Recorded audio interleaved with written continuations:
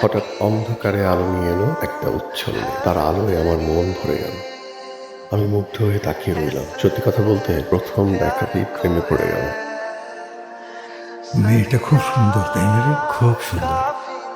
আম্মাদার বানিয়ে ফেললে ভালো হয় না? হতে পারে, চলে যাই। যেতে পারে।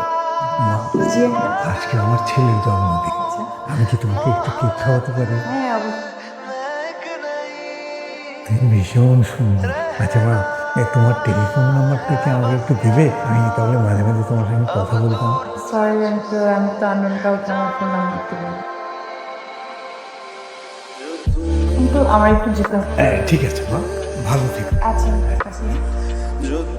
মেয়েটি চলে গেল, সাথে আমার মনটাও নিয়ে গেল। কিন্তু আমি এখন কোথায় পাবো তাকে?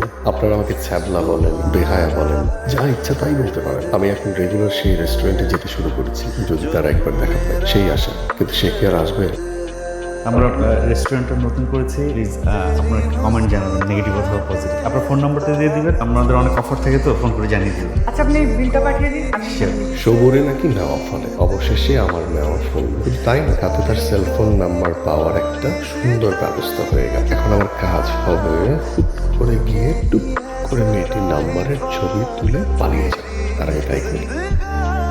নাম্বার পেয়েছি ঠিকই, কিন্তু কল দিতে না খুব ইজ্জত লাগছে। পরে ভাবলাম প্রেমে যেহেতু পড়েছি, এত লজ্জা সরম রেখে কোনো লাভ নেই। নির্লজ্জ না হলে প্রেমিক হওয়া যায় না। আমার কলটা উড়ে উড়ে চলে গেল টার্গেট করা নাম্বারে। অথচ যাকে আমি দেখেছি নাম্বারটি তার ছিল না, ছিল অন্য এক ড্রিম গার্ল। কিভাবে এই ক্রস কানেকশনটা হলো সেটা আমার গল্পের সবচেয়ে বড় টুইস্ট। জি হ্যালো, এই নাম্বার থেকে একটা কল এসেছিল। আপনি সায়ান? জি, হ্যাঁ, আমি কল দিয়েছিলাম। কে বলছেন? পরিচয় না? পরিচয় আমার অবশ্য একটা আছে।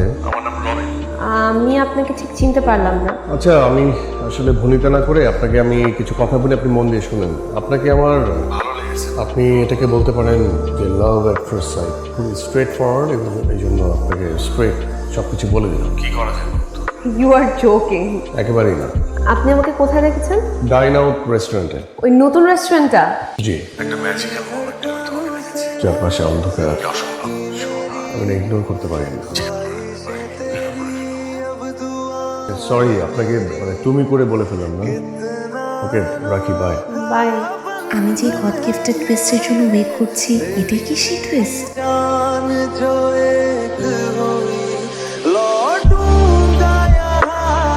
রেড কালারে তোমাকে অনেক সুন্দর লাগছে।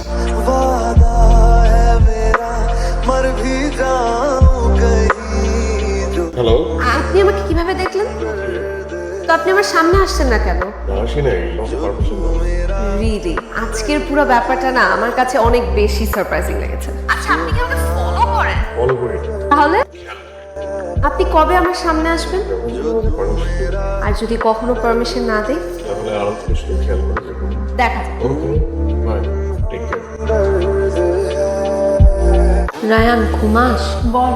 রবিনী আমার সেই গড গিফটেড টুইস্ট। রবিনী সেই মানুষটা যাকে আমি খুঁজছি। আমার মন বলছে বাট বাট আমার তো আরেকটা ড্রিম লন্ডনে পড়তে যাওয়া। স্কলারশিপ পেয়েছো, এখন পড়তে যাবা নাকি এখানে বসে তোমার লাভ স্টোরি নিয়ে? এটা তো আবার আরেকটা টেনশন।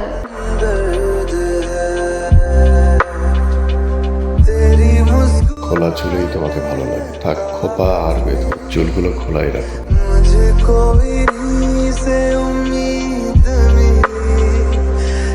হ্যালো, তুমি আবার? খেয়াল রাখো। তুমি কিন্তু আমাকে বারবার চমক দিয়ে যাচ্ছ।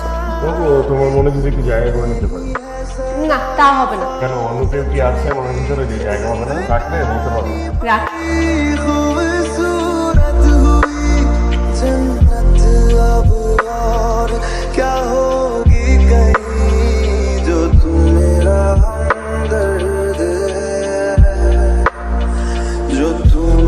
আমার গার্লফ্রেন্ডটা যে কিউট, আমার মা তো পছন্দ না করে পারবেই। আর কিছুদিনের মধ্যে আমরা বিয়ে করে ফেলতেছি। আপনি ওনাকে এরকম বললেন কেন? এক্সকিউজ মি, আপনি কে? এই মানুষটা আমার সাথে রাতে কথা বলে, দিনে কথা বলে, সবসময় বিলিভ করো আমি এমন না। আপনি আমার সাথে কথা বলেন।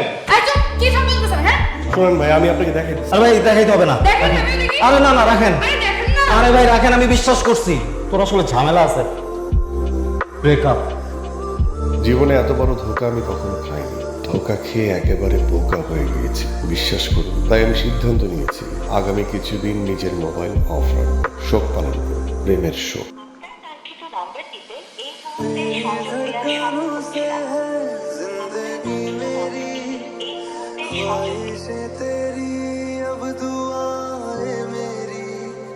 এই বেহারি লজ্জা, আপনি আমাকে আবার ফোন দিয়েছেন কেন?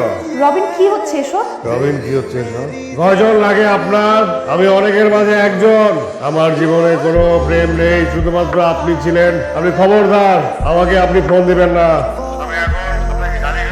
তুমি কি বলতেছো এসব? ভেবেচিন্তে বলছি আপনি ফোন দিবেন না। আমি আমার জীবনে আমি লাল পানি খাইনি, আমি খেয়েছি। আপনি ভালো হয়ে যান। অসভ্য।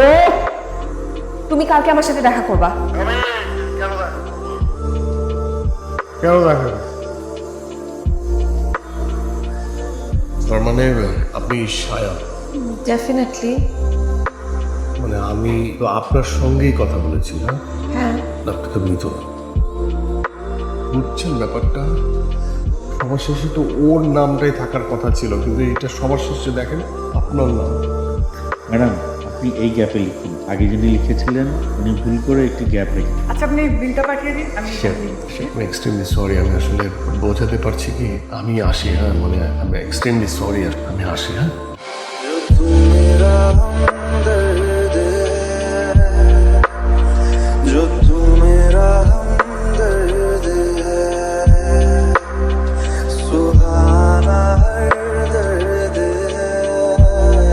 আমার মনে হয় কি এটা ক্রস কানেকশন না, এটা ডেস্টিনি।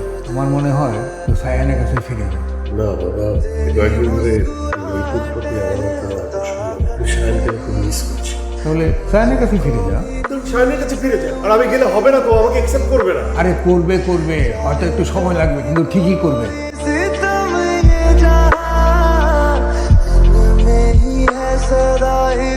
সে কি আমার ফলো করা শুরু করলো নাকি? এখানে চলে আসছে। তুমি কি আমাকে ফলো করছো? দেখো বাবার মানে চলার পথে কাউকে দেখে মানুষ মুগ্ধ হতেই পারে, কিন্তু সেটা কোনো রিলেশন না। সেটাই রিলেশন যেখানে মানুষ ইমোশনালি কানেক্ট হয়। প্লিজ আমাকে একটা সুযোগ দাও, আমি তোমার কাছে ফিরতে চাই। কিন্তু তুমি তো আমাকে ভালোবাসোনি। তাছাড়া আমি আগামীকাল লন্ডন চলে যাচ্ছি পড়াশোনার জন্য। রাত 8টায় ফ্লাইট। শায়ন প্লিজ আমার কথা শোনো, প্লিজ। I said no.